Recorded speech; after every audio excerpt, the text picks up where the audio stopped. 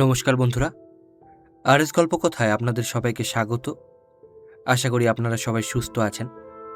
বন্ধুরা, আপনারা শুনছিলেন শ্রী হীরালাল দাশগুপ্তের লেখা একটি শিকার কাহিনী, বাঘের জঙ্গলে। আজকের ৮ম পর্ব।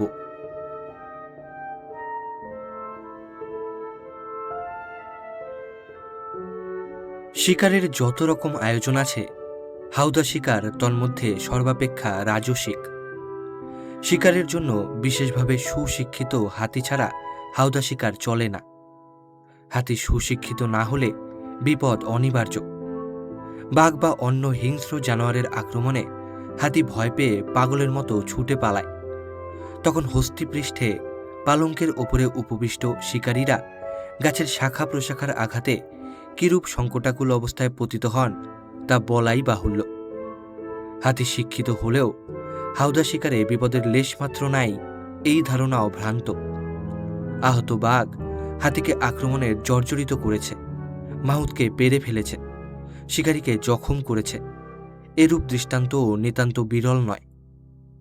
নেপাল জঙ্গলে এক লাট সাহেবের শিকার সময়ে লাট সাহেবের মিলিটারি গার্ড হাওদা থেকে পড়ে গিয়েছিলেন।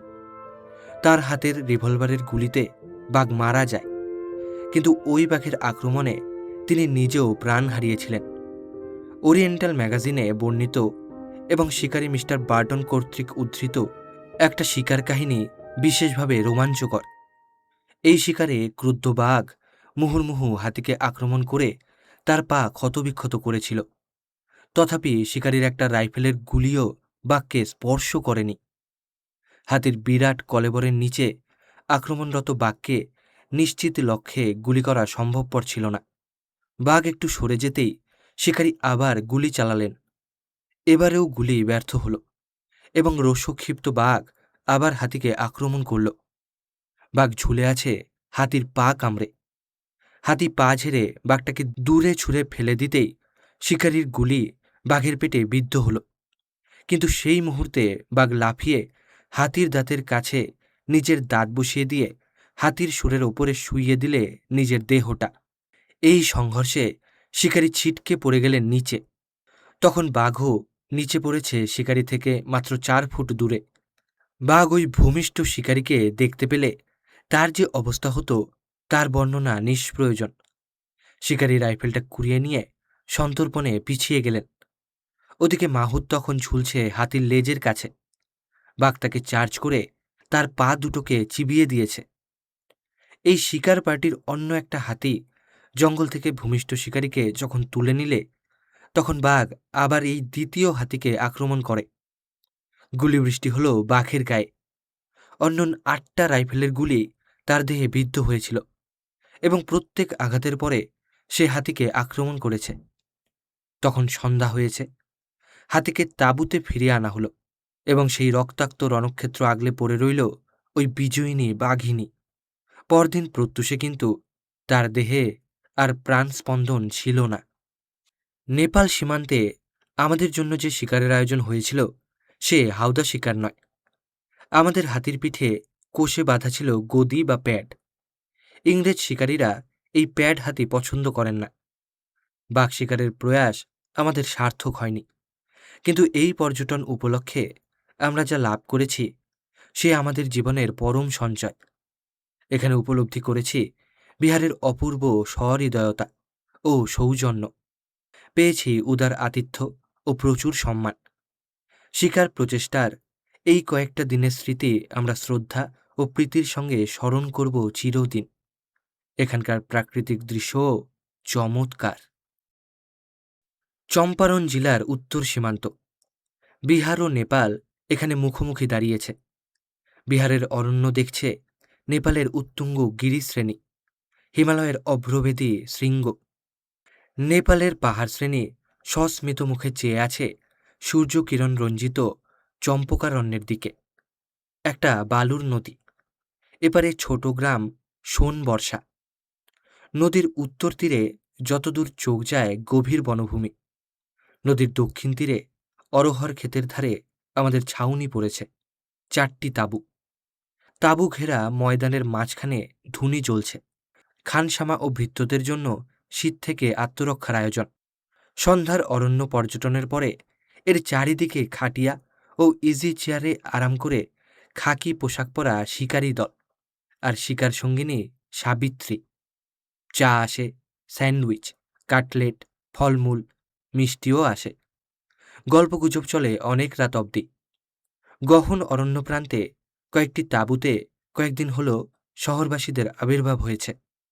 হাস্যে পরিহাসে, বন্দুক রাইফেল, রেডিও মোটর আর হাতিতে সোনবর্ষা টলমল। আমরা শিকারপুরের শ্রীযুত অবধেশবাবুর অতিথি। রামরাজা আমাদের অতিথি বলে স্বীকার করে হাতি পাঠিয়েছেন। সাহচর্যের জন্য পাঠিয়েছেন তার ভাই রাজা সাহেবকে। যেদিন এখানে দুপুরে পৌঁছেছি সেদিন সন্ধ্যায় হাতিতে এলেন ব্রিচেস, শিকারীর বুট পরে লোক লস্কর সঙ্গে হস্তিপৃষ্ঠে রাজা সাহেব। এরা জাতিতে নেপালি, নেপাল রাজের আত্মীয় জ্ঞাতি। কিন্তু কে জানে কখন রাজ সিংহাসনে লোভ জন্মে, তাই রাজ্যসীমার বাইরে দিয়েছেন রামরাজার জমিদারির আসন। বিশাল অরণ্য আর পাহাড় ঘেরা বিস্তীর্ণ জমিদারি। অরণ্যে প্রচুর শিকার, বাঘ ভালুক আর গন্ডারের বিচরণ ক্ষেত্র। অবধেশবাবু চম্পারণ জেলার জমিদার, বনেদি বংশ। গোহালে অসংখ্য গরু, ভাণ্ডারে অফুরন্ত শস্য, বাগানে বিচিত্র ফলমূল, সবজি, তরিতরকারি। ঘরে ও বাইরে দাসদাসী, লোক লস্কর। কেউ রান্না করছে বিভিন্ন দেশি খাদ্য, কেউ দুধের চার্জে। সেখানে হচ্ছে দুধ, ক্ষীর, ছানা, দই, মালাই, ঘি। কোথাও হচ্ছে মুড়ি, চিড়ে, খই।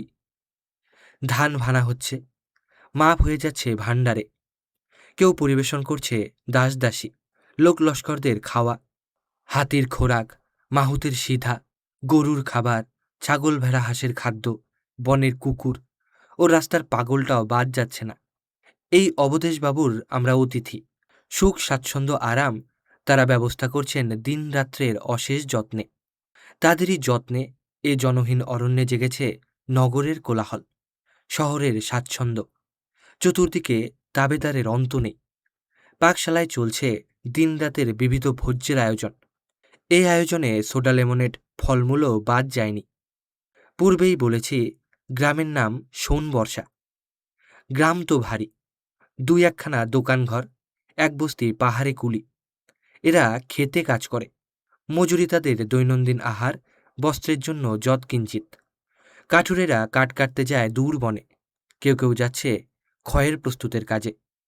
জঙ্গলে খদির গাছ কেটে জাল দিয়ে তৈরি করছে পান খাবার খয়ের। কুলিরা সেখানেও কাজ করে।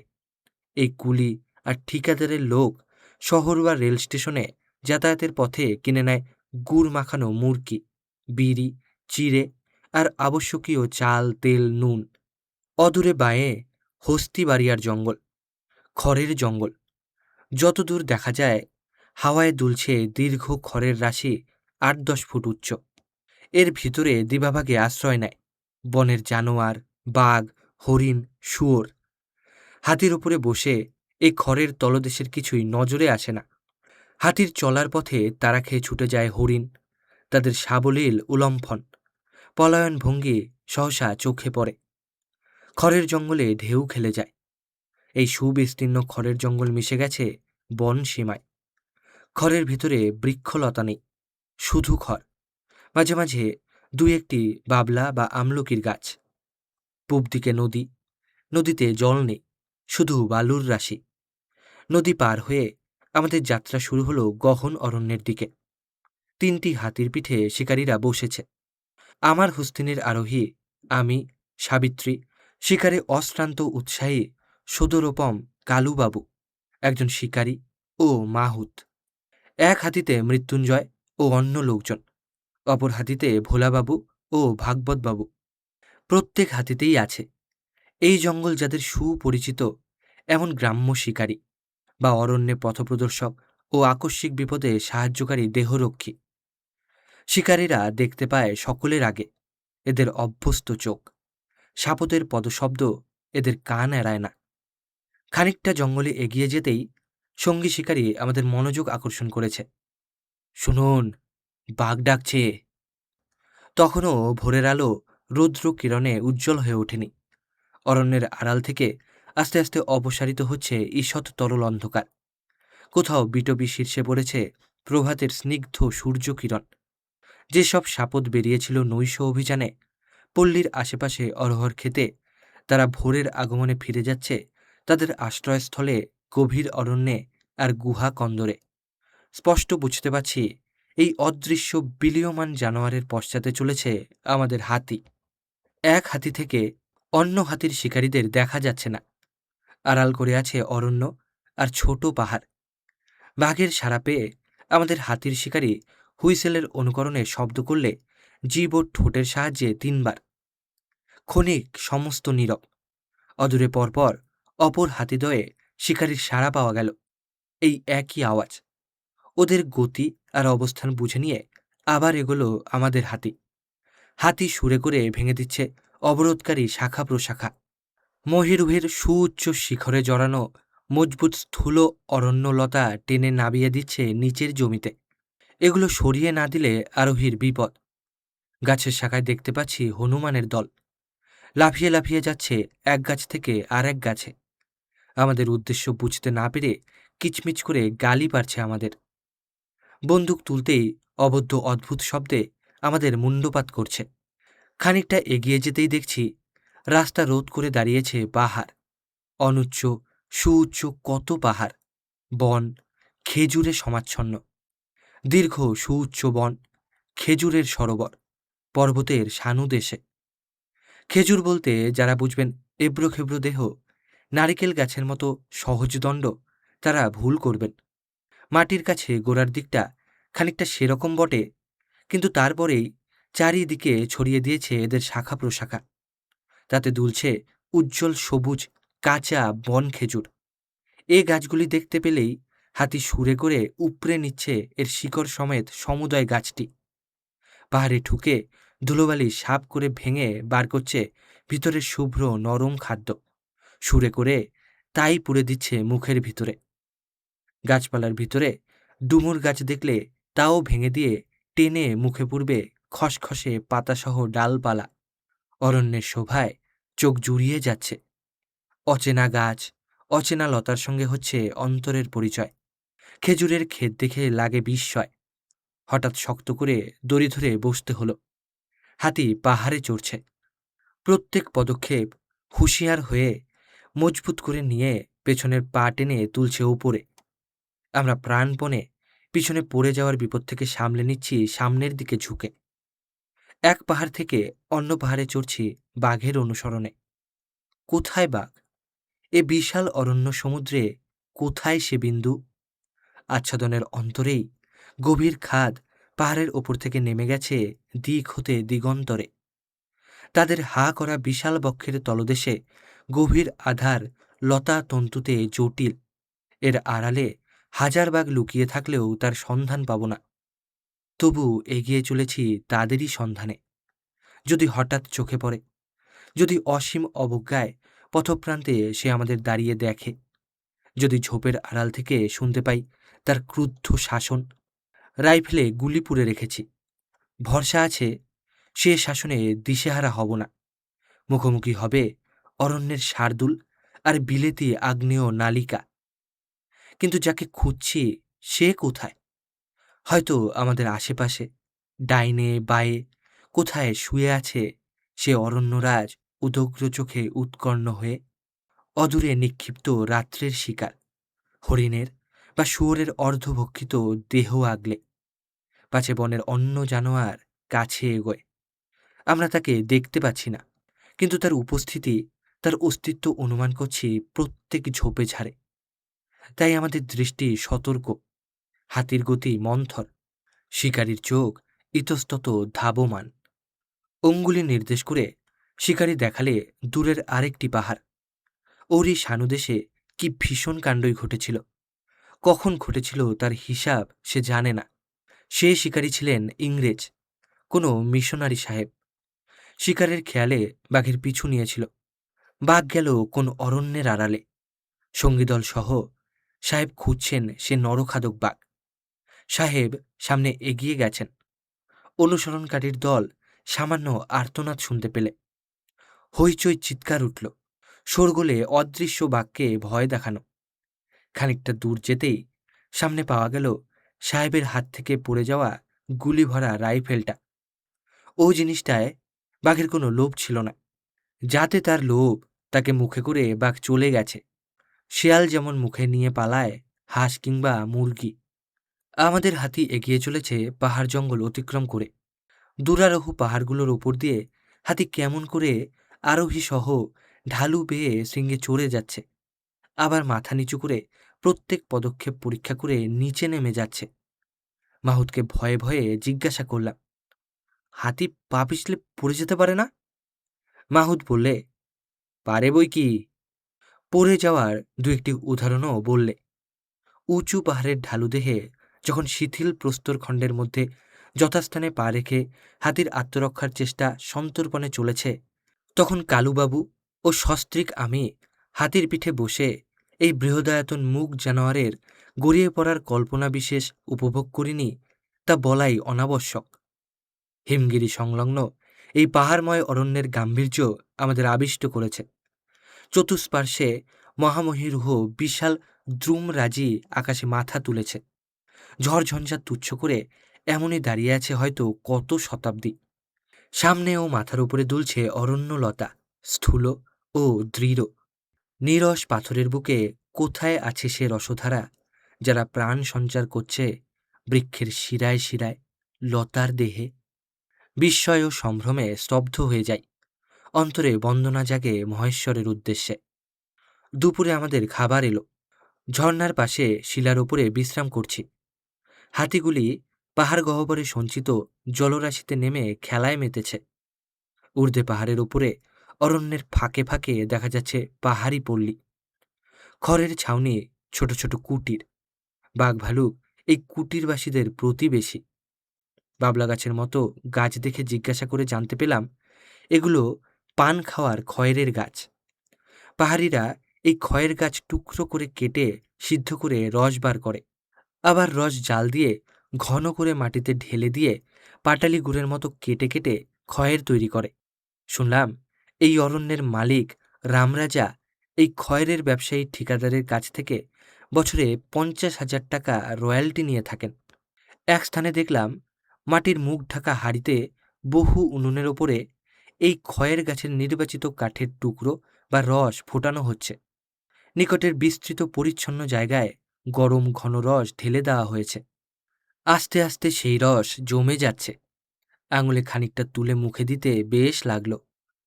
একটা শুয়োর ও হরিণ ছাড়া বিশেষ কোনো জানোয়ার দেখা গেল না। রাত্রে তাঁবুতে ফিরেছি। তাঁবু ঘেরা জায়গার মাঝখানটিতে ক্যাম্বিসের ইজি চেয়ার, খাটিয়াও রাখা হয়েছে। সামনেই কাঠের গুঁড়ি চলছে। চা এলো, সঙ্গে রাজধানীর বড় হোটেলের উপযুক্ত বিবিধ খাদ্য। পরদিন ভোরে আবার হাতির পিঠে সেই অরণ্য যাত্রা। মাঝে মাঝে বিটিং হচ্ছে, কিন্তু জানোয়ারের সন্ধান পাওয়া গেল না। সন্ধ্যায় রামরাজার ভাই রাজা সাহেব এসেছেন, নেপালি রাজবংশীয় জেনারেল। তিনি জানালেন পরদিনের ব্যবস্থা হবে রাজোচিত। বাঘ ভাল্লুককে জঙ্গল ছেড়ে বেরিয়ে আসতেই হবে। রাজা সাহেব চলেছেন তার হাতিতে, হাতে ম্যানলিকার রাইফেল, ছোট হালকা রাইফেল। আমার হাতিতে কালুবাবু আর অন্য গ্রাম্য শিকারী, বন্দুক ও রাইফেল দুটি। ঝাড়ু দেওয়ার জন্য প্রায় 250 লোক জমেছে। আশ্বস্ত হলাম শিকার অব্যর্থ। আমাদের শিকারীদের বিভিন্ন গাছে তুলে দেওয়া হলো। আমি যে জায়গাটি নির্বাচন করেছি তার পাশেই গভীর নালা। বিট আরম্ভ হলে এই রাস্তায় জানোয়ার আসাই সম্ভব। কিন্তু গাছের ডালে বসে শিকার আমার পছন্দ হলো না। একটা উইয়ের ঢিবি বেছে নিয়ে তার আড়ালে বসে গেলাম। ডাইনে খানিকটা দূরে কালুবাবু, আমার বাঁ দিকে 50 গজ দূরে নালা। সেখান থেকে আরও 200 গজ দূরে বসেছে মৃত্যুঞ্জয়, শটগানে সুদক্ষ। রাইফেল কখনো ব্যবহার করেনি, কিন্তু তার জায়গাটাই ফাঁকা মাঠের মতো অরণ্যহীন। বিড আরম্ভ হয়েছে। দূরে কোলাহল, বাদ্যোদ্যম শোনা যাচ্ছে। হঠাৎ মৃত্যুঞ্জয় আমার কাছে এসে উপস্থিত হলো, হাতে রাইফেল। আমি বিরক্ত হয়েছি। বিট আরম্ভ হয়েছে, তুমি নিজের জায়গা ছেড়ে চলে এলে কেন? একটা কথা জিজ্ঞেস করব? বাঘ ভালুক দেখলে কি ফায়ার করব? করবে বই কি, কিন্তু তোমার হাতে রাইফেল আমার পছন্দ হচ্ছে না। শটগানে তুমি সুদক্ষ। শটগান কোথায়? সে আছে, হবে, যখন যেমন হয়। তুমি এই খবর জিজ্ঞেস করতে এসেছো? যাও, নিজের জায়গায় যাও, দেরি করো না, জানোয়ার আসবে যে। হ্যাঁ, যাচ্ছি, কিন্তু বাঘ গুলি খেয়ে যদি আক্রমণ করে? একটু উঁচু ডালে জায়গা করে নাও। বাঘ ঘায়েল হলে আমি এগিয়ে যাব, ভয় নেই। মনে মনে ভাবছি, ওখানটায় বাঘ যাবেই না, কোনো জানোয়ারই যাবে না। জানোয়ার যে আমার এই বাঁ দিকের নালা ধরে আসবে, তাতে আমার সন্দেহ ছিল না। মৃত্যুঞ্জয় হেলে দুলে দোদুল গতিতে এগিয়ে চলল। আমার বিরক্তি বেড়েই চলেছে। এ নন্দদুলাল, নন্দকিশোরবাবুর শিকারে আসাই বা কেন? কি জানি, হয়তো আহাম্মক জানোয়ার এই বেকুবের হাতেই মারা পড়বে। আশ্চর্য এই, শিকারে এসেছে কবিতার বই হাতে নিয়ে। এই লোকটি কি শিকারেও সিরিয়াস নয়? বিটারেরা ক্রমে এগিয়ে আসছে। আমার সামনের ঝোপঝাড়ের ভিতরে একটা জানোয়ারের সতর্ক পায়ের শব্দ পেয়ে উৎকণ্ঠ হয়েছি, কিন্তু কিছুই দেখা যাচ্ছে না। দেখতে না পেলে গুলি হবে কি করে? মাঝে মাঝে শব্দ শুনছি, আবার সব নীরব। অদূরে বিটারদের কোলাহল ছাড়া কোনো শব্দ নেই। হঠাৎ দুম করে, শটগান নয়, রাইফেলের আওয়াজ শোনা গেল। সঙ্গে সঙ্গে ভীষণ গর্জন। মৃত্যুঞ্জয় গুলি ছুঁড়েছে। সঙ্গী সেই মুহূর্তেই বললে, বাঘ, বাঘ! বাঘই তো বটে। কি ভয়ানক! মৃত্যুঞ্জয় ফায়ার করেছে যে। কিছু পূর্বেই আমি তাকে প্রতিশ্রুতি দিয়েছিলাম, বাঘ ফায়ার হলে আমি সাহায্যের জন্য এগিয়ে যাব। আমার প্রতিশ্রুতি পালনের সময় এসেছে। রাইফেল হাতে নিয়ে আড়ালের বাইরে এসেছি। সঙ্গী আঙুল দিয়ে দেখিয়ে দিলে একটা জানোয়ার মৃত্যুঞ্জয়ের সম্মুখের দিক থেকে দূরের জঙ্গলের দিকে ছুটে পালিয়ে যাচ্ছে। আর একটা গর্জনও শোনা গেল। এ বাঘ নয়, ভালুক। কিন্তু ভালুক পালিয়ে গেছে, আর ভয় নেই। সামনের দিকে আবার খুসখুস শব্দ শুনতে পাচ্ছি। এত সতর্ক পদক্ষেপ, বাঘই হবে। হঠাৎ মৃত্যুঞ্জয়ের ওদিক থেকে আবার গুরুম করে শটগানের আওয়াজ শোনা গেল। ব্যাপার কি? সমস্ত জানোয়ার মৃত্যুঞ্জয়কে চিনে নিয়েছে। মৃত্যুঞ্জয়ের বন্দুকের শব্দে আমার সামনের জঙ্গল থেকে 2-3টি ময়ূর উড়ে গেল। ওই খুসখুস শব্দের সতর্ক পদক্ষেপ যে কার, তা বুঝতে আর বাকি রইল না। কিন্তু ওই নন্দকিশোরের ব্যাপারটা কি? সে কি ময়ূরের ওপর রাইফেল ছুঁড়েছে? ভালুকটাকে দ্বিতীয়বার ফায়ার করেনি কেন? আবার আরও দূরে বন্দুকের আওয়াজ, দুম দুম, দুম দুম। আমি অসহিষ্ণু। আমার এদিকে কোনো জানোয়ারই আসছে না। পিটাররা খুব নিকটে এসে পড়েছে। প্রত্যেক গুলির সঙ্গে তাদের উচ্চ জয়ধ্বনি যে আবহাওয়া সৃষ্টি করেছে, তাতে আমাদের উত্তেজনার আর সীমা নেই। আমার ক্ষিপ্র ও চঞ্চল চোখের দৃষ্টি প্রত্যেক ঝোপঝাড়ে তীক্ষ্ণ অভিনিবেশ সহকারে জানোয়ার খুঁজছে। ভিড় শেষ হয়ে গেছে। সামনেই বিটারের দল দেখা গেল। হতাশভাবে রাইফেল হাতে বেরিয়ে পড়েছি। সর্বাগ্রে মৃত্যুঞ্জয়কে দেখতে হবে। মৃত্যুঞ্জয় হাসছে, উত্তেজনার চিহ্নমাত্র নেই। এক হাতে ইংরেজি কবিতার বই, অন্য হাতে রাইফেল। ছেলেরা খেলার নকল বন্দুক নিয়ে যেমন কাল্পনিক বাঘ মারে, মৃত্যুঞ্জয়ের রকমটা ঠিক তেমনই। আমার প্রশ্নের উত্তরে মৃত্যুঞ্জয় বললে, গাছের ডালে নয়, নিচে মাটিতে বসে বই পড়ছি। সামনে একটু শব্দ পেয়ে দেখি বেটা ভালুক। আগে যেখানটায় বসেছিলাম ঠিক সেইখানে এসে হাজির। তাড়াতাড়ি গাছে না চললে আমায় ধরেই ফেলতো। যা হোক, বড় জানোয়ার, হিংস্র জানোয়ার, তাই রাইফেল তুলে ফায়ার করেছি। আবার সেই হি হি হাসি। হাসছো কেন? আবার ফায়ার করলে না কেন? পারলাম কই, এই রাইফেলটার একটা দোষ আছে, স্প্রিংটা কাজ করে না। এ আমি আগেও দেখেছি। সেই হি হি হাসি। স্প্রিং কাজ করে না? কি ভয়ানক! একটা গুলি বেশ নিশানা করে মারোনি কেন? নিশানা করেই তো মেরেছি। নিশানা আমার ভুল হয় না হুজুর। হি হি হি। ওই দেখুন না, নীলগাইটা শেষে মারলাম, ওই যে পড়ে আছে। এই সময়ে বিটারদের চিৎকার শোনা গেল, ভালুক মিল গিয়া, বহুত ডবল হ্যাঁ। আমরা সৎসাহে সেই দিকে ছুটে গেলাম। ঠিক নিশানা হয়েছে। ভালুকটা গুলি খেয়ে 200 গজ দূরে গিয়ে মরেছে। সাবাস নন্দকিশোরবাবু। নন্দকিশোরবাবু উচ্চস্বরে হাসছে, হাতে বইখানা। সন্ধ্যায় তাঁবুতে ফিরে এসেছি। রাজা সাহেব মেরেছেন একটা হরিণ। ভোলাবাবুর হরিণ মাটিতে লুটিয়ে আবার উঠে ছুটে পালিয়েছে। সে তার পেছনে ছুটেও তাকে খুঁজে পায়নি। তার প্রথম শিকার। হতাশার আর অন্ত নেই। বিকালে মৃত্যুঞ্জয় ও অন্য শিকারী মোটর নিয়ে বেরিয়ে গেল রামরাজার সঙ্গে সাক্ষাতের উদ্দেশ্যে। তার কাছ থেকে আমাদের জন্য প্রচুর খাদ্যদ্রব্য, ফলমূল, সোডা লেমনেড প্রভৃতি উপহার এসেছিল। তাঁবুতে আমি একা। দারুণ শীত। লেপ গায়ে নিজের দুর্ভাগ্যের কথা ভাবছি। হঠাৎ খানসামার চিৎকারে লেপ ফেলে দিয়ে দাঁড়িয়েছি। খানসামা বলছে, বাটেলে বাঘ, আমাদের রসুইখানার ঠিক সামনে। বিশ্বাস হলো না আমার। বন্দুকটাতে এলজি আর বল পুরে আমি ও সাবিত্রী বেরিয়ে এসেছি। কোলাহল আমার ইশারায় বন্ধ হয়ে গেল। সাবিত্রীর হাতে টর্চ। খানসামা বললে, ঠিক ওইখানটায়, ওই দেখুন না, গুলিতে মারা জানোয়ার কটা পড়ে আছে। ওগুলোর লোভেই বাঘ এসেছিল। নেপাল সীমান্তের এই অরণ্য সমাকুল অঞ্চলে বাঘের আবির্ভাব সম্ভব বই কি, কিন্তু টর্চ নিয়ে বহু সন্ধানেও শেয়াল ছাড়া কোনো জানোয়ার দেখা গেল না। রান্নাঘরের সামনেই জল পড়ে জায়গাটা পিচ্ছিল হয়ে গেছে।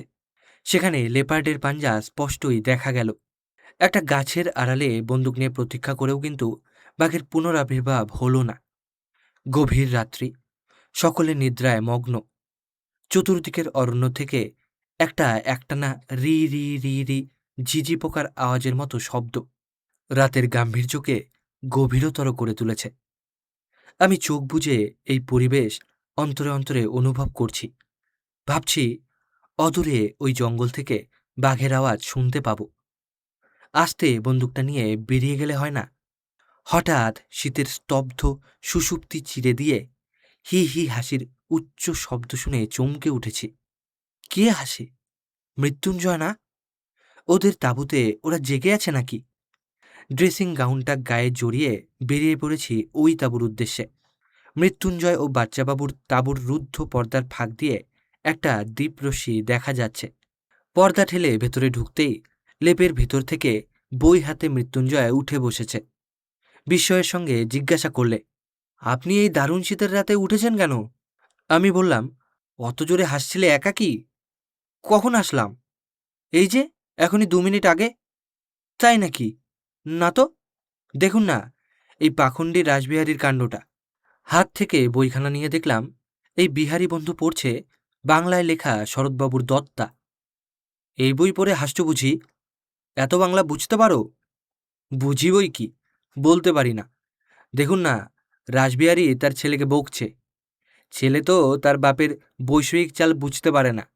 পাখণ্ডী বাপ আর তার বুদ্ধু ছেলে। মৃত্যুঞ্জয়ের আচরণে আমিও খানিকটা হেসে তাঁবুতে ফিরে এসেছি। যখন ঘুম ভেঙেছে তখনও অন্ধকার। মাহুতদের ডেকে হাতি তৈরি করার হুকুম দিলাম। খানসামারা চায়ের আয়োজন করছে। আজ হস্তিবাড়িয়ার জঙ্গলে শিকার হবে। 3টা হাতিতে আমরা শিকারীর দল খানিকটা জঙ্গল খুঁজে খড়ের জঙ্গলে ঢুকেছি। উঁচু খড়ের সমুদ্র। হাতির পিঠে আমরা বসেছি। আমাদের পা ছুঁয়ে খড় মাথা তুলে আছে। মাঝে মাঝে বন্য আমলকি গাছে সুপক্ক লাল আমলকি ফল ঝুলে আছে। আমরা ছিঁড়ে নিয়ে পকেটে পুড়ছি। তেষ্টা পেলে খেতে বেশ লাগে। খড়ের সমুদ্রই বটে। বাতাসে খড়গুলো আন্দোলিত হচ্ছে, কিন্তু খড়ের মূলের দিকটা কিছুই দেখা যায় না। যেন আর কোথায় নজরে আসবে কি করে। হঠাৎ ডান দিকে খড়ের জঙ্গলে আলোড়ন দেখা গেল। মনে হলো আমাদের দৃষ্টির অগোচরে ওই ছেদিন খড়ের রাশ ঠেলে একটা জানোয়ার ছুটে যাচ্ছে। আমাদের সংশয় ঘুচে গেল। আন্দোলিত খড়ের রাশির ওপর আন্দোলিত ব্রাউন দেহ নজরে এলো। ওটা একটা হরিণ, কিন্তু বেশ কৌতূহলোদ্দীপক বটে। পেছনে তাড়া করায় স্পোর্ট আছে। হাতির গতি দ্রুততর করে 3 দিক ঘুরে আমরা পিছু নিয়েছি, কিন্তু তার সন্ধান পাওয়া গেল না। মাথার ওপর অপ্রখর সূর্যালোক। চতুষ্পার্শ্বের অরণ্য সূর্যালোকে বিচিত্র হয়ে উঠেছে। খড়গুলিও সূর্যের স্পর্শে পুলকিত। মনে হচ্ছে বন্য জানোয়ার শিকার আমাদের উপলক্ষ মাত্র। আমরা ছুটেছি সুন্দরের সন্ধানে, তারই আকর্ষণে, তারই ইশারায়। আজ তার হাসি ছড়িয়ে পড়েছে সূর্যরশ্মিতে। এই বাতান্দোলিত খড় সমুদ্রে, মাথার উপর সীমাহীন ওই নীল আকাশে, আর ওই দূরে অভ্রভীতি বরফে মণ্ডিত হিমালয়ের চূড়ায়। শিকার পর্যটন না হলে এমনি করে হয়তো আমাদের অরণ্য সৌন্দর্য উপভোগ করা হতো না। আবার ভাবছি, এই অরণ্য প্রান্তে যারা বাস করে তারা সুখী। প্রয়োজন তাদের যৎসামান্য, ক্ষেতের ভুট্টা ও অরহরে তাদের ক্ষুধা মেটে। বনের শুকনো কাঠ কুড়িয়ে চলে এদের রান্না। মহুয়ার মদ পান করে এরা সন্ধ্যায় নাচে, গান গায়, সর্বাঙ্গে আনন্দ আর ধরে না। বাইরের বিশ্বজগতে কোথায় চলছে ষড়যন্ত্র, সন্দেহ আর কানাকানি, যুদ্ধ বিগ্রহ ও রাজনীতির জটিলতা, এদের কানে তা পৌঁছয় না। হঠাৎ সামনের ঘরের ভিতর একটা জানোয়ার ছুটে পালাচ্ছে স্পষ্ট দেখতে পেলাম। একবার চকিতে জানোয়ারের খানিকটা দেখতে পেয়েই গুলি ছুঁড়েছি। মনে হলো ওর গতি মন্দীভূত হয়েছে, কিন্তু একেবারে মরেনি। মাহুতকে তাগিদ দিচ্ছি, হাতি জোরে চালাও। খড়ের আন্দোলনে একবার জানোয়ারের মৃদু গতি বোঝা যাচ্ছে। আবার সব নীরব। অদূরে খড়ের জঙ্গল শেষ হয়ে অরণ্যের স্বাভাবিক ঝোপঝাড় দেখা যাচ্ছে। একজন পাহাড়ি আমাদের বন্দুকের শব্দে হঠাৎ কোন দিক থেকে উপস্থিত হয়েছে, সঙ্গে একটা কুকুর। কুকুরটা চঞ্চল হয়ে জঙ্গল শুকছে আর মাঝে মাঝে চিৎকার করে ক্রোধ প্রকাশ করছে। হঠাৎ একটা ঘোত ঘোত শব্দে আমরা বুঝতে পারলাম জানোয়ারটা একটা বন্যবরাহ। কুকুরটা একটা ঝোপের কাছে এগিয়ে যেতেই আহত শূকর ক্রোধে গর্জন করে কুকুরটাকে ধমকাচ্ছে। কুকুরটাও আবার পিছিয়ে গিয়ে বারংবার তেড়ে আসছে। হাতি এগিয়ে এলো। ঝোপের আড়ালে আহত প্রকাণ্ড শূকর। আর একটা গুলি করা হলো। তারপর সব নীরব। শিকারপুরে আমাদের মোটর পৌঁছালো। গৃহকর্তা জমিদার অবধেশবাবুর প্রাঙ্গণে। অবধেশবাবুর ভ্রাতা ভাগবতবাবু এবং তার পুত্র বাচ্চাবাবু ছিলেন আমাদের এই শিকার পর্যটনের সঙ্গী এবং সমস্ত ব্যবস্থার পরিচালক। এই উপলক্ষে এবং আমার কর্মজীবনের ভ্রমণ সময়ে বিহারের আতিথেয়তা ও আন্তরিকতার যে পরিচয় পেয়েছি, তার আভাস না দিলে এ ভ্রমণ কাহিনী অসম্পূর্ণ। আমাদের রওনা হবার সময় হলো। গৃহস্বামী অবধেশবাবু করজোরে আমাদের মোটরের পাশে দাঁড়িয়েছেন। একখানা বড় থালায় একটি লোক নিয়ে এসেছে সেরখানেক আতপ চাল, খানিকটা সিঁদুর ধান দূর্বা, কয়েকটি রৌপ্য মুদ্রা ও একখানা বেনারসি শাড়ি। গৃহস্বামী আমার সহধর্মিনীর সামনে যুক্ত করে সংস্কৃত শ্লোক উচ্চারণ করছেন। তার মর্ম এই: মা, তুমি আনন্দময়ী, তুমি দয়া করে এসেছিলে, আনন্দের কোলাহলে আমার কুটির পূর্ণ করে দিয়েছিলে। আজ আমাদের দুঃখ দিয়ে তুমি যাচ্ছ, তোমাকে তো যেতেই হবে। তুমি যাও, কিন্তু এমনই করে আমার কুটিরে আবার তুমি এসো। অবধেশবাবুর অতিথি সেবায়, ভাগবতবাবু ও বাচ্চাবাবুর যত্নে আমরা ধন্য হয়েছি। আমাদের চোখে জল এলো। বিহারের প্রাচীন অভিজাত পরিবারের এই সত্যিকারের রূপ। শুধু অভিজাত পরিবার বললে যথার্থ হয় না। নিতান্ত দরিদ্র পরিবারের শিষ্টাচারের এই আভিজাত্য দেখে আমি মুগ্ধ হয়েছি। ভারতীয় মর্যাদা ও আতিথ্যের সত্যকার রূপ যদি আজও কোথাও সযত্নে রক্ষিত হয়ে থাকে, সে এই বিহারের পল্লীতে। কর্ম উপলক্ষে, বহু বর্ষব্যাপী আমার বিস্তৃত ভ্রমণ উপলক্ষে তাদের আতিথ্যের এই সাধারণ নিয়মের আমি এতটুকু ব্যতিক্রম কোথাও লক্ষ্য করিনি। আজ অভাবের তাড়নায়, প্রাদেশিক স্বার্থদ্বন্দ্বে যে বৈষম্যের উদ্ভব হয়েছে, তা শহরেই সীমাবদ্ধ। তুচ্ছ চাকরি নিয়ে বিরোধ আছে। নূতন শিক্ষাপ্রাপ্ত তরুণ বিহারী প্রয়োজনের তাগিদে তার স্বাভাবিক অধিকার দাবি করছে, কিন্তু বাঙালি দাবি করছে তার অধিকতর শিক্ষার অধিকারের। শহরের এই বিরোধ বর্তমান অন্য সমস্যার যুগে অনিবার্য। চট্টগ্রামে আমার শিকারের কোনো বিশেষ আয়োজন ছিল না। প্রিয় বন্ধু ডক্টর A.T. সেন আমাকে জানিয়েছিলেন চট্টলের জঙ্গলে কালবাগ আছে, ম্যান ইটারের দৌরাত্ম্যও আছে। অফিসের কর্ম উপলক্ষে চট্টগ্রাম যেতে হলো। বন্দুক ও রাইফেল সঙ্গেই ছিল। ভেবেছিলাম বাঘের খবর পাই তো বহুত আচ্ছা, না পেলে জঙ্গলে বেড়াবো। বনের মর্মরে যে ভাষা ফোটে, তার সারা জাগে সমস্ত অন্তরে। কান পেতে শুনব সেই অরণ্যের ভাষা। চট্টগ্রাম পৌঁছে বাঘ শিকারের ভরসা আর ছিল না, কিন্তু অরণ্যের আকর্ষণ ছিল দুর্নিবার। তাই একদিন সন্ধ্যার প্রাক্কালে শচীন ধর ও অমলকে সঙ্গে নিয়ে বেরিয়ে পড়লাম। চট্টগ্রামের অরণ্য অঞ্চল। স্টেশনটির নাম দোহাজারী। আমরা রাত 10টায় স্টেশনে পৌঁছেছি। আমাদের সঙ্গে রাইফেল, গান, গোলাগুলির বোঝা দেখে স্টেশনের কুলিরা জানালে দোহাজারিতে রোগ হাতি আছে। আমি বললাম, দোহারাজিতে হাতি আছে? আছে বই কি, এগিয়ে দেখুন, জঙ্গলে খেদা করে কত হাতি ধরা হয়েছে। শুনে আমার বিস্ময়ের অবধি নেই। খানিকটা এগিয়েই বহু হাতি দেখতে পেলাম, অন্তত 50-60টা হাতি। চার পায়ে ছোট ছোট মোটা দড়ি বেঁধে বড় গাছের সঙ্গে শক্ত করে বেঁধে রাখা হয়েছে। ছোট বড় রাশি রাশি সচল পাহাড়। কয়েকটা নেহাত শিশু হাতিও দেখতে পেলাম। বাপ মা মেসো পিসির সঙ্গে এরাও ধরা পড়েছে। বহুদিন অনশনের পরে কলা গাছের ফালি পেয়ে এরা পরম ক্ষুধায় মনের আনন্দে তাই চিবুচ্ছে। কিন্তু খেদা করে ধরা এই বন্য ঐরাবত যে কঠিন দৃষ্টিতে আমাদের তাকিয়ে দেখছিল, সে তাদের বুনো স্বভাবেরই পরিচয়। শিশু গণেশের দল কিন্তু বেশ কৌতূহলোদ্দীপক। কলা গাছের ফালি সুরে করে মুখে পুড়ছে আর চোখ টেরা করে আমাদের দেখছে। শুক্লা চতুর্দশীর মধ্যরাত্রি, জ্যোৎস্নালোকে কার্পণ্যের লেশটুকু নাই। গাছের পাতার ফাঁকে ফাঁকে জ্যোৎস্নাধারা এই আম্র কাননের ভিতরে অপূর্ব ছায়ালোক রচনা করেছে। নিশীথের এই নীরব পল্লী প্রান্তে ছায়ালোকে বিচিত্র এতগুলো দুর্দান্ত হাতি একসঙ্গে দেখে দোহাজারির অরণ্য অঞ্চল আমার চোখে রহস্যময় হয়ে উঠেছে। কি উপায়ে এত হাতি একসঙ্গে বন্দী করা হয়েছে জানতে কৌতূহল হল। আমার প্রশ্নের উত্তরে মিস্টার ধর খেদা করে হাতি ধরার কৌশল বর্ণনা করলেন। হাতি ধরা যাদের ব্যবসা, তারা সরকারি লাইসেন্স সংগ্রহ করে হাতির বিচরণ ক্ষেত্রে উপযুক্ত স্থানে একটি মজবুত বেষ্টনী নির্মাণ করে। উঁচু পাহাড়ের নিচে মোটাসোটা কাঠের উঁচু রেলিংয়ের মতো এই বেষ্টনী। রেলিংয়ের বাইরের দিকে গজালের মতো শুকাগ্র লোহা এমনভাবে ঠোকা হয়, যার ধারালো তীক্ষ্ণ ভাগ বেষ্টনীর ভিতরের দিকে অনেকটা বেরিয়ে থাকে। এরপরে কৌশলে খেদা আরম্ভ হয়। অভিজ্ঞ ব্যবসায়ীর কৌশলে অসতর্ক হাতির পাল বেষ্টনীর প্রশস্ত ফটকের রাস্তায় ঢুকে পড়তেই ফটকের দরজা বন্ধ হয়ে যায়। পালাবার রাস্তা বন্ধ বুঝতে পেরে হাতির পাল বেষ্টনী ভেঙে বেরিয়ে আসতে চেষ্টা করে, কিন্তু রেলিংয়ের গায়ে তীক্ষ্ণ মুখ গজালে আহত হয়ে অন্যত্র ছুটে গিয়ে আবার আহত হয়। 1 মাস বা 2 মাস এদের কোনো আহার্য ও পানীয় দেওয়া হয় না। খুদ পিপাসাক্লিষ্ট হাতির উপরে চলে তখন বর্ষা ও বল্লমের আঘাত। ঘন ঘন বন্দুকের গুলির আঘাতও চলে।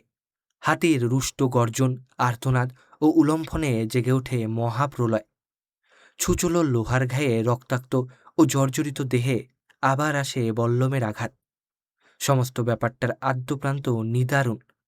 ক্ষুৎক্লিষ্ট, শ্রান্ত এবং জীর্ণ দেহ হাতিকে তখন ক্যাচ করা আরম্ভ হয়, অর্থাৎ পোষা হাতির সাহায্যে একে একে বন্দি করা হয়। এক একটা হাতিকে 2 দিক থেকে 2টো বড় পোষা হাতি চেপে ধরে। কৌশলে হাতির পায়ে তখন মজবুত দড়ির ফাঁস পরিয়ে দেওয়া হয়। মানুষ আপন প্রয়োজনে মুক প্রকৃতিকে শাসন করছে। আকাশের বিদ্যুৎ ধরে কাজে লাগিয়েছে, নদীর প্রবাহ রুদ্ধ করেছে। কিন্তু মানুষের প্রয়োজনে বনের প্রাণীকে শায়েস্তা করার যে কাহিনী শুনলাম, তা নিতান্তই মর্মন্তুদ। এই হাতির পালকে নভেম্বর মাসে বিহারে সোনপুরে চালান করা হয়। ভারতের সর্বপ্রান্ত থেকে, রাজপুতানা থেকে, এমনকি কাবুল থেকে ক্রেতা আসে। আরাকানের বুনো হাতি চলে কাবুলের গিরি সংকটে, রাজপুতানার সামন্ত নৃপতির শোভাযাত্রায়, স্বর্ণরৌপের অলঙ্কারে ভূষিতা গরবিনী। হাতি ধরার কাহিনী শুনতে শুনতে নদী তীরে এসে পৌঁছেছি। এখান থেকে নৌকো করে শঙ্খ নদী ধরে আমাদের ফরেস্ট বাংলোতে পৌঁছতে হবে। স্টেশনের অদূরে অত্যুচ্চ তটভূমির নিম্নে নৌকাঘাট। এই কেমন নৌকা! দৈর্ঘ্য আছে, বিস্তৃতি নাই। এক একটা গোটা গাছের লম্বা কাণ্ডের একদিকটা খুঁড়ে ফেলে দিয়ে এ নৌকো তৈরি হয়েছে। স্বল্প সলিলা স্রোতস্বিনীর ঘাটে এমনই বহু নৌকো যাত্রীর প্রতীক্ষায় রয়েছে। ছোট ছইয়ের বাইরে কয়েকটা হোলডল ফেলে আমরা তাতে বসেছি। নাতি প্রশস্ত এই পার্বত্য স্রোতস্বিনীর 2 পারে কোথাও পাহাড়ে চাষিদের কুটির, কোথাও বা নিরবচ্ছিন্ন অরণ্য ও পাহাড়। জ্যোৎস্নালোকে সমস্ত অরণ্য প্রকৃতি মায়াপুরীর মতো মনে হচ্ছে। অজানা দেশ, অজ্ঞাত লক্ষ্যের অদ্ভুত পরিবেশে আমরা আছি ডুবে। দূরে চোখে পড়ছে আরাকানের পর্বতশ্রেণী। আরাকানের এক রাজকুমার কংলা আমার বাল্যবন্ধু। শুনতে পেলাম সে বর্তমান রাজার খুল্লতাত। মাঝি বলছে কংলা রাজা বড় ভালো। শুনে আনন্দ হলো। ইচ্ছে হচ্ছিল এই পাহাড় অরণ্য অতিক্রম করে ছুটে যাই কংলার কাছে। উভয়ের জীবনের পুঁথি খুলে সুদীর্ঘ ৩০ বৎসরে কে কি ছবি এঁকেছি তার আলোচনা করি। জল অগভীর, মাঝি লগি ঠেলে নৌকো চালাচ্ছে, কখনো বা জলে নেমে নৌকো ঠেলে নিয়ে যাচ্ছে। বিলম্বে আমার আপত্তি নেই। রাত্রির দ্বিতীয় জাম অতীত প্রায়। ফাগুনের শুক্লা চতুর্দশীর রাত আজ রূপে রসে টলমল, আনন্দে বিহবল। আমার অন্তরেও লেগেছে তার পরশ। একটা পাহাড়ের নিচে আমাদের নৌকো বাঁধা হলো। মাঝি বললে, ওই পাহাড়ের ওপরেই ফরেস্ট বাংলো। পাহাড়ের দেহে ঘুরে ঘুরে ওপরে রাস্তা উঠেছে। ছোট্ট একটু ফসলের ক্ষেতের পাশে এসে পৌঁছুতেই একটা অদ্ভুত শব্দ হলো, মানুষের কণ্ঠ। ইন্দে, ইন্দে। পরে বুঝতে পেরেছি ইন্দে মানে এই দিকে। ছোট্ট পাতার তৈরি চালার নিচে এক চাটগেয়ে বৃদ্ধ কৃষক তামাক খাচ্ছে। সে আমাদের রাস্তা দেখিয়ে দিলে। এই প্রসঙ্গে একতারা জঙ্গলে বিরোধী বেদেদের ভাষা স্মরণ হল।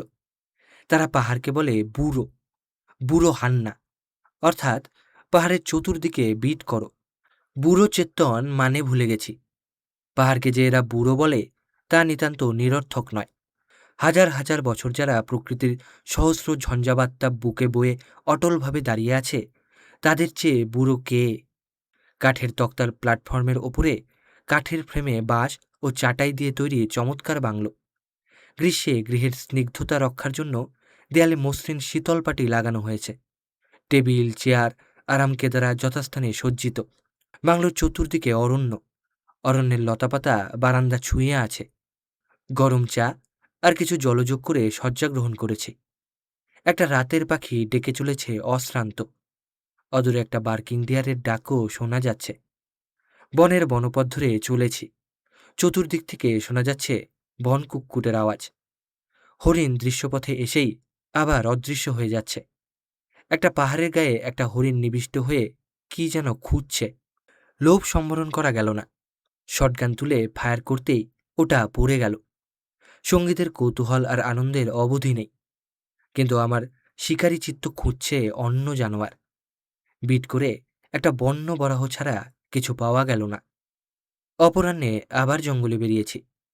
ফরেস্ট ডিপার্টমেন্টের যত্নে বিটারের অভাব নেই, কিন্তু বাঘ বা রোগ হাতির কোনো সন্ধান মিলল না। একটা লঙ্কা ক্ষেতের ভিতরে হাতির পদচিহ্ন দেখতে পেলাম। শুনলাম একদিন পূর্বে সে এই পথে বিচরণ করেছে। লঙ্কা ক্ষেতের পদচিহ্ন তার সাক্ষী। শুনতে পেলাম হাতি খেতার পরে এদিকে বুনো হাতির সাক্ষাৎকারের কোনো সম্ভাবনা নাই। রাত্রে জ্যোৎস্নাপ্লাবিত বারান্দায় আরাম কেদারায় বসে চা খাচ্ছি। সমগ্র দিনব্যাপী জঙ্গল ভ্রমণের শ্রান্তির লেশটুকু নাই। শিকারের চিন্তা অতিক্রম করে মনের মধ্যে ভিড় করেছে চট্টগ্রামের একটি দৃশ্য। ডাকবাংলোতে সৈন্য সংগ্রহের জন্য রিক্রুটিং অফিসার এসেছেন। দলে দলে লোক নাম লিখিয়ে নিচ্ছে। একটা গর্বের অনুভূতি অন্তরকে পরিপূর্ণ করেছে। সূর্যের আহ্বানে বাঙালি সাড়া দিতে শিখেছে। তবু একটুখানি সংশয় মনের কোণে উঁকি মারছে। এদের এই উৎসাহের পশ্চাতে দুর্ভিক্ষের তাড়না নাই তো? দেশের দারুণ অন্নাভাবের পেছনে কোন কৌশল? হয়তো এ জাতটা একেবারে মরে যায়নি। হয়তো এমনই করেই অদূর ভবিষ্যতে সশস্ত্র বাংলার যুবক শ্রেণীবদ্ধ হয়ে দাঁড়াবে, অত্যাচারীর হাত থেকে ছিনিয়ে আনবে দুর্বলকে। বাংলার শৌর্যকে প্রণতি জানাবে দূর দূরান্তরের দূত। নতজানু হয়ে প্রার্থনা করবে মৈত্রী, প্রীতি, বন্ধুত্ব। ছোট্ট একটি পাহাড়ের ওপরে মিস্টার চৌধুরীর আফিস ও বাসস্থান। একটি ছোট চা বাগানের মালিক। বাঙালি যুবক স্বগ্রাম ও স্বজন দূরে রেখে ব্যবসায়ে প্রবৃত্ত হয়ে অরণ্য জীবন বরণ করে নিয়েছে ভেবে পুলকিত হলাম। প্রায় ১.৫ শতাধিক টর্চ ব্যাটারির সাহায্যে রেডিওতে জঙ্গলে বসেই নিয়ে দেশ বিদেশের সংবাদ নিচ্ছেন। সমাজের সঙ্গে রাজনীতির সঙ্গে যোগাযোগ রক্ষা করছেন। মনে পড়ছে আমেরিকা প্রবাসী কয়েকজন ছাত্রের জীবন। অর্থাভাবে এরা দীর্ঘ ছুটির অবসরে পাহাড় ভেঙে, পাথর ভেঙে অর্থোপার্জন করেন। এই উপার্জিত অর্থে এদের প্রবাসে অধ্যয়ন করা সম্ভব হয়। ভাবছি, আমাদের বিশ্ববিদ্যালয়ের দরিদ্র ছাত্রগণ অপরের অর্থ সাহায্যে নির্ভর না করে ছুটির সময়ে দৈহিক শ্রমে অর্থাগমের পন্থা খুঁজে নেয় না কেন? আমাদের বিদ্যালয়ের শিক্ষক ও অধ্যাপকগণের শহরের বাহিরের জ্ঞান এবং আইডিয়া অপরিসর। তাদের উৎসাহ ও নেতৃত্বে ছাত্রগণকে কর্মদক্ষ করে গড়ে তোলা কি অসম্ভব? যে সকল ছাত্রের আর্থিক অবস্থা অপেক্ষাকৃত সচ্ছল, তারা স্বল্প অবসর সময়েও অরণ্য প্রান্তে ক্যাম্প লাইফের আনন্দ লাভ করে না কেন? থিয়েটার, সিনেমা ও রেস্তোরাঁর ব্যয় তো অকিঞ্চিৎকর নহে। হয়তো উৎসাহ, প্রেরণা ও নেতৃত্ব লাভ করলে উৎসাহশীল যুবকের অভাব হবে না। আহারের আহ্বানে চিন্তাস্রোতে বাধা পড়ল। Hazarikhil forest office Nazirhat rail station থেকে 10 মাইল দূরে। গরুর গাড়ির চাকায় বিধ্বস্ত বন্ধুর পথে ট্যাক্সিতে নাগরদোলায় দুলে পাহাড়ের পাদদেশে পৌঁছেছি। সুউচ্চ পাহাড়, পাহাড়ের ওপরে ফরেস্ট বাংলো দেখা যাচ্ছে। এখানেও পাহাড় ঘুরে ঢালু রাস্তা উপরে উঠেছে। রাস্তার দুই পাশে সেগুন ও চাপলিশ গাছ। এই চাপলিশ গাছের সঙ্গে আমার পরিচয় নূতন। গাছগুলি দেখতে কতকটা কাঁঠাল গাছের মতো, কিন্তু এর বৃদ্ধি ও পরিপুষ্টি অসাধারণ। একটা পুরানো গাছ, প্রকাণ্ড মহিরুহ। ফরেস্ট অফিসের আসবাবগুলি এই কাঠে তৈরি। আমেরিকান দেবদারু কাঠের মতো এর রং অনেকটা সাদা। শ্রেণীবদ্ধ চাপলিশ গাছের ভিতর দিয়ে সরু রাস্তা পাহাড়ে উঠেছে। এই দিবা দ্বীপ্রহরেও রাস্তাটি ছায়াস্নিগ্ধ, মনোরম। উঁচু পাহাড়ের ওপরে উঠে বাংলোটি দেখে চোখ জুড়িয়ে গেল। সেই কাঠের তক্তার প্ল্যাটফর্মের উপরে প্রশস্ত কামরার সামনে বহু প্রশস্ত বারান্দা। বারান্দায় কেদারায় বসে চতুর্দিকের অরণ্য দৃশ্য চমৎকার। আশেপাশে বহু পাহাড়ের ওপরে বিরাট বনস্পতি, তাতে ঝুলছে স্থূল অরণ্যলতা। ওই লতা ধরে ঝুলে মহিরুহের উচ্চ মগডালে পৌঁছানো চলে। হয়তো জীবনের অপরাহ্নে পদার্পণ না করলে সে স্বাদ অপূর্ণ থাকত না। বাংলোর উঁচু বারান্দায় আরাম কেদারায় শুয়ে স্বস্তির নিঃশ্বাস ফেললাম। নিকটে ও দূরে পাহাড়ের পর পাহাড়, পাহাড়ের ওপরে আবার পাহাড় শ্রেণী। সমস্ত পাহাড়গুলি অরণ্যাচ্ছন্ন। মনে হলো মেঘের কোলে শুয়ে এই দৃশ্য দেখছি। পাহাড় অরণ্য দূর দিক চক্রবালে মিশেছে। নিরবচ্ছিন্ন অরণ্যের দৃশ্যও চমৎকার। পাহাড়ের গাছগুলি এত বিশাল ও বিরাট যে মনে হলো এরা সহস্র বৎসরের পুরাতন। এদেশের নামগুলিতে হাজারি শব্দের যোগ রয়েছে। প্রাচীনকালের 2000 সৈন্যের, 10,000 সৈন্যের, সৈন্যাধ্যক্ষদের গ্রেড অনুসারে ভূখণ্ডের এই নাম। 8 মাইল ব্যবধানের বারাইঢালা বাংলো থেকে রেঞ্জার সুরেশবাবু আমাদের জন্য বাবুর্চি খানসামা ও বিবিধ সাহায্য পাঠিয়েছেন। উঁচু পাহাড়ের চূড়ায় মেঘের কোলে বসে অরণ্য পরিবেশে স্নিগ্ধদেহ সুরেশবাবুর প্রেরিত আহার্য ভোজন করে তৃপ্ত হয়েছি। আমার সঙ্গী অমল ও মিস্টার ধর। শিকারে তাদের উৎকট আগ্রহ নেই, কিন্তু প্রকৃতির সৌন্দর্যে এবং রসনা তৃপ্তিকর ভোজ্যে তারাও পুলকিত। দুদিন ধরে জঙ্গলে বিট হলো, সকালে ও অপরাহ্নে। সময় ও বিটার শিকারের উপযোগী নয়। বিটারীরা খুঁজছে হরিণ, আমার উদ্দেশ্য স্বতন্ত্র। উভয়ের মধ্যে সঙ্গতি নেই, উদ্দেশ্যের ঐক্য নেই। তাই দু একটা হরিণ বা শুয়োর বেরোতেই তাদের যে উৎসাহ দেখা যাচ্ছে, তার সঙ্গে আমার সায় নেই। একবার একটা উত্তেজনা সুরেশবাবুকে চঞ্চল করে তুলেছিল। সাময়িকভাবে শিকারের থ্রিল উপলব্ধি করেছি। বিটার কর্তৃক তাড়িতেও একটা প্রকাণ্ড টাস্কার শুয়োর ঠিক সুরেশবাবুকে চার্জ করে ছুটে এসেছিল। দৈবাত তিনি রক্ষা পেয়েছেন। দূর থেকে আমরা জানোয়ারের স্বরূপ দেখতে পাইনি, ভেবেছি হয়তো বাঘ বা ভালুক। লোকজনের উচ্চ চিৎকারে রাইফেল নিয়ে অর্ধেক পথ ছুটে আসতেই শুনতে পেলাম আক্রমণকারী জানোয়ারটি অদৃশ্য হয়েছে। রাত্রে নৈশভোজনের পর বারান্দায় বসে জ্যোৎস্নাপ্লাবিত অরণ্যের দিকে তাকিয়ে আছি। ঘন ঘন হরিণের ডাক শুনছি, আর একটা একটানা আওয়াজ অরণ্য পতঙ্গের। এই আওয়াজ আমাকে বাইরের দিকে টানছে। ইচ্ছে হচ্ছিল জঙ্গলে ঢুকে খুঁজে বেড়াই কোথায় কি জানোয়ার লুকিয়ে আছে। বার্কিং ডিয়ারের ডাক শুনে মনে হচ্ছে এ কোনো বড় জানোয়ার দেখেছে। আমাদের বাংলো পাহাড়ের চূড়ায়। অরণ্য খুঁজতে হলে বহুদূরে নিচে নেমে যেতে হয়। অরণ্যে পথও জানা নেই। হঠাৎ চেয়ার থেকে উঠে আমার নেপালি পার্শ্বচরকে তুলে নিলাম। টর্চ ও বন্দুক নিয়ে জঙ্গলে বেরোব। ভ্রাতুষ্পুত্র অমল আমার সঙ্গী হলো। বাইরে বেরিয়ে আসতে দেখি মিস্টার ধরো শশঙ্কে আমাদের পিছু নিয়েছেন। নিচে জ্যোৎস্নার আলো নেই।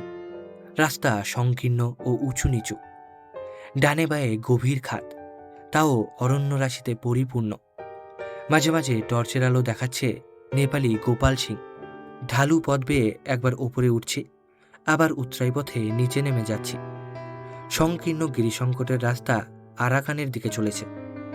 হঠাৎ দুবার বিকট আওয়াজ শুনে সকলে চমকে উঠেছে, কিন্তু আমি জানি এই আওয়াজ বার্কিং ডিয়ারের। টর্চ নিয়ে জঙ্গল খুঁজে তাদের সন্ধান পাওয়া গেল না। একটা জায়গায় টর্চ নিভিয়ে দিয়ে বসে গেলাম নিস্তব্ধ অরণ্যের গাম্ভীর্য উপলব্ধি করতে। বেশ লাগলো, অপূর্ব এক অনুভূতি। অজানা দেশ, অজানা অরণ্যের জাদু আমায় আচ্ছন্ন করেছে। বাংলোতে ফিরে এসে শুয়ে পড়লাম। ঊর্ধ্ব আকাশে পূর্ণ চন্দ্রের সৌন্দর্যের আর সীমা পরিসীমা নেই। তন্দ্রাহারা শশী আকাশ পারাবারের খেয়া একলা চালায় বসি। ভোরে আমাদের ফিরে যেতে হবে শহরে। শিকার পাইনি, কিন্তু আনন্দ পেয়েছি প্রচুর। রাত্রে উত্তুঙ্গ গিরিশিখরে হাজার বছরের পুরানো অরণ্য প্রতিবেশের মধ্যে নিশ্চিন্ত নিদ্রা। দুপুরে ঘন পল্লবের গাঢ় ছায়ায় বন ভ্রমণ। হাওয়ায় ইতস্তত শুকনো পাতা ঝরে যায়, ঝিঝি ডাকে। এরা উতলা হয়েছে দুরাগত বসন্তের বাঁশি শুনে। আশেপাশে নিঃশব্দে দাঁড়িয়ে আছে সেগুন, জারুল। বনের ছায়া গাঢ়তর করে মুরলী বাঁশের ঘন কুঞ্জ। মাঝে মাঝে শালপ্রাংশু মহাকায় সম চাপলিশ বৃক্ষশ্রেণী।